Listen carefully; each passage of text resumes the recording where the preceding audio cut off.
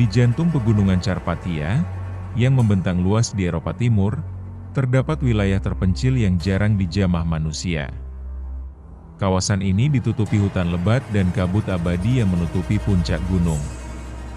Tak banyak yang berani menembus wilayah itu, kecuali para pendaki nekat atau peneliti yang tertarik pada legenda setempat.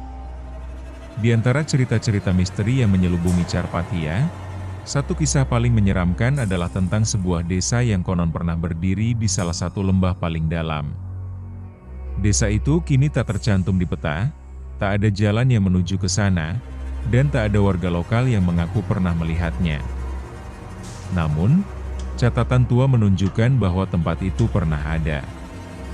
Catatan pertama tentang desa itu berasal dari abad ke-17, ditulis oleh seorang biarawan yang melakukan perjalanan keliling Transilvania. Ia menulis tentang desa kecil bernama Najduin, yang terletak di lembah sempit dengan pemandangan yang tak biasa. Desa itu, menurutnya, penuh dengan ketenangan namun memiliki aura yang kelam. Penduduknya sangat tertutup, enggan menerima tamu, dan hampir tidak pernah keluar dari wilayah mereka. Anehnya, tak ada catatan tentang perdagangan, pengiriman bahan makanan, atau kunjungan dari desa tetangga. Seolah-olah desa itu hidup sepenuhnya terisolasi, dengan aturan dan kehidupan yang tak pernah tersentuh dunia luar. Pada tahun 1923, sebuah ekspedisi kecil yang terdiri dari 3 peneliti asal Bucharest mencoba menemukan desa Najduin berdasarkan peta kuno dan deskripsi biarawan tadi. Mereka berhasil masuk ke dalam wilayah lembah yang diduga menjadi lokasi desa itu. Namun, yang mereka temukan hanyalah reruntuhan batu berselimut lumut dan sisa bangunan kayu yang sudah rapuh dimakan waktu. Anehnya, di tengah reruntuhan, mereka menemukan patung kayu yang masih utuh dan berdiri kokoh. Patung itu menggambarkan sosok manusia dengan mata tertutup dan tangan diangkat ke langit, seolah tengah memohon atau meratap. Di bagian bawahnya, terukir simbol yang belum bisa diidentifikasi hingga kini. Setelah kembali ke kota, salah satu peneliti mulai mengalami gangguan mental. Ia mulai menulis kata-kata dalam bahasa yang tidak dikenali, menggambar simbol-simbol aneh yang mirip dengan yang ditemukan di patung. Beberapa hari kemudian, ia menghilang dari rumahnya tanpa jejak. 2 rekan lainnya meninggal dalam kecelakaan yang dianggap tidak wajar. 1 tenggelam di bak mandi, dan yang lain ditemukan membeku di ruang bawah tanah rumahnya, meskipun musim panas sedang berlangsung. Sejak saat itu, tidak ada ekspedisi resmi yang mencoba kembali ke lokasi itu.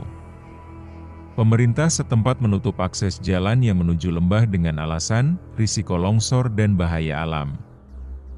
Kisah desa Najduin mulai tenggelam dalam waktu, hanya muncul sesekali di forum-forum internet atau komunitas penggemar misteri Eropa Timur. Namun, pada tahun 2011, seorang pendaki asal Polandia yang tersesat selama badai salju mengklaim bahwa ia menemukan desa yang tidak mungkin ada di peta. Dalam laporannya, ia menggambarkan rumah-rumah kayu yang masih utuh, jalan batu yang tertata rapi, dan keheningan yang sangat menekan. Ia tidak melihat seorang pun, tetapi merasa seolah ada yang mengawasinya dari balik jendela. Setelah berhasil kembali, ia mengalami gangguan tidur berat dan akhirnya dirawat di rumah sakit jiwa. Anehnya, saat tim SAR mencoba menelusuri jejak GPS yang ditinggalkan pendaki itu, mereka tidak menemukan apa-apa. Lokasi yang dimaksud hanyalah padang rumput luas dengan pepohonan jarang dan tanpa tanda-tanda adanya bangunan. Tidak ada jejak manusia, tidak ada fondasi bangunan, bahkan tidak ada suara binatang. Semuanya terasa terlalu hening.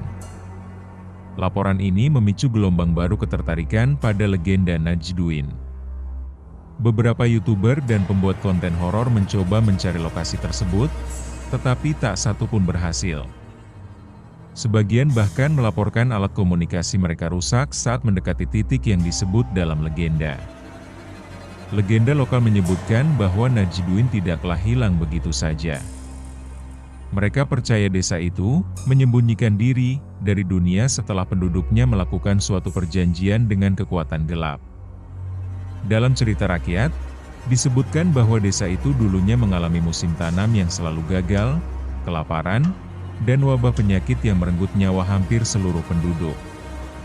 Dalam keputusasaan, para tetua desa melakukan ritual yang memanggil sesuatu dari hutan terdalam Carpathia. Sejak saat itu, panen mereka melimpah, penyakit menghilang, dan desa menjadi makmur. Namun, harga dari kesepakatan itu tidak pernah diceritakan secara jelas. Seorang sejarawan mistik asal Rusia pernah mengklaim bahwa ia menemukan dokumen kuno berisi petunjuk tentang ritual tersebut. Dalam dokumen itu dijelaskan bahwa desa melakukan pengorbanan jiwa secara berkala, memilih satu orang penduduk setiap purnama pertama musim gugur. Orang yang dipilih akan dibawa ke kaki patung kayu dan diikat selama semalam penuh, tanpa makanan dan air. Esoknya, tubuh mereka tak pernah ditemukan. Setelah 3 generasi melakukan ritual itu, desa dikabarkan diberi hadiah berupa kemampuan untuk tidak terlihat oleh dunia luar, hanya muncul bagi mereka yang secara tidak sengaja ditarik oleh kehendak entitas yang disembah. Dalam catatan lain yang ditemukan di perpustakaan Tua Sibiu, tertulis sebuah jurnal pribadi milik seorang pengelana asal Austria yang mendaki pegunungan Carpathia tahun 1881. Dalam jurnalnya, ia menggambarkan menemukan desa kecil yang tampak sangat kuno, dengan penduduk yang berbicara dalam bahasa yang tidak dikenalnya. Anehnya, ia tidak merasa takut, justru merasa seperti disambut dengan hangat. Namun setelah 2 hari, ia mulai merasakan gangguan aneh. Bayangan yang tak sesuai dengan tubuh manusia, suara-suara lirih saat malam tiba, dan rasa haus yang tak tertahankan meski ia terus minum. Ia meninggalkan desa itu dalam kepanikan, dan tidak pernah kembali.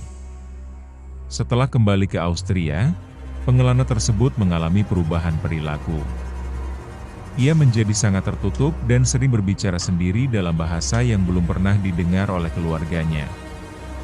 Ia mulai menggambar pola-pola melingkar dan simbol segitiga terbalik dengan mata di tengahnya. Seminggu sebelum kematiannya, ia membakar seluruh koleksi bukunya sendiri dan menuliskan satu kalimat besar di dinding rumah. Mereka melihat melalui bayangan. Ia ditemukan tewas dengan ekspresi membeku. Matanya terbuka lebar menatap langit-langit kamar, dan tangannya terkepal erat, mencengkeram sejumput tanah basah yang tak diketahui asalnya. Beberapa peneliti modern menduga bahwa fenomena Najduin berkaitan dengan zona geofisika anomali di kawasan Carpathia. Medan elektromagnetik yang tidak stabil, tekanan atmosfer ekstrim di lembah tertentu, dan potensi zat halusinogen alami dari vegetasi lokal menjadi teori yang cukup populer. Namun, tidak ada bukti ilmiah yang bisa menjelaskan kemunculan dan hilangnya struktur bangunan, atau bagaimana desa itu bisa muncul di mata beberapa orang tapi tidak terdeteksi oleh satelit.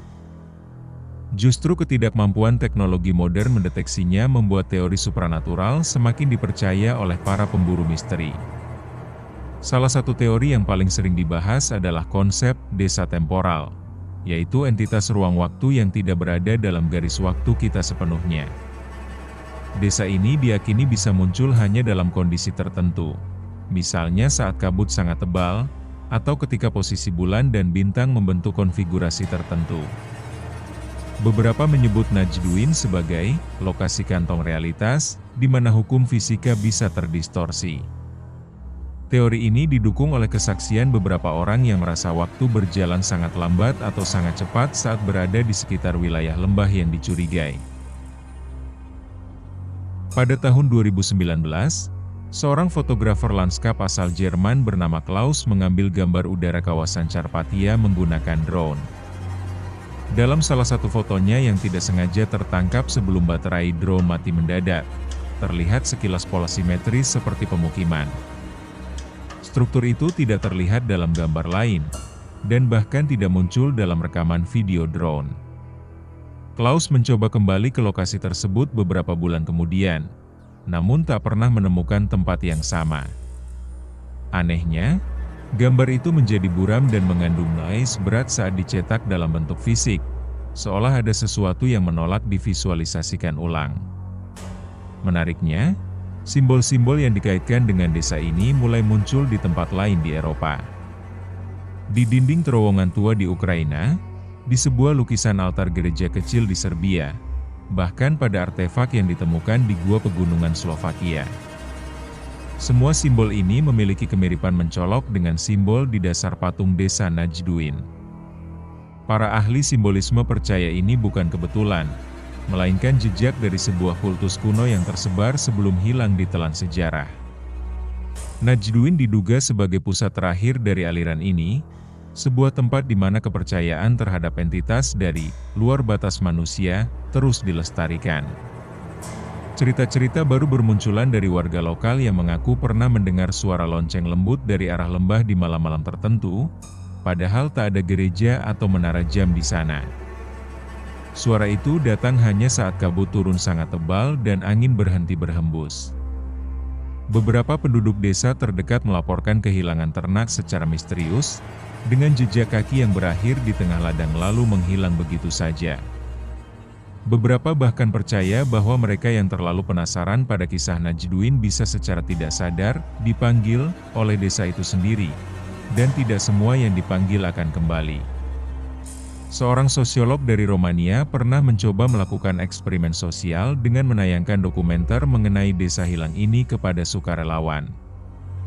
Anehnya, setelah menonton, beberapa dari mereka mengalami mimpi berulang tentang desa yang sama, meski tidak pernah diberi gambar nyata atau peta lokasi. Mereka menggambarkan jalan-jalan kecil, kabut putih tebal, suara gemerincing logam, dan patung kayu besar. Pola mimpi ini mengindikasikan bahwa ada bentuk penyebaran psikis yang belum bisa dijelaskan.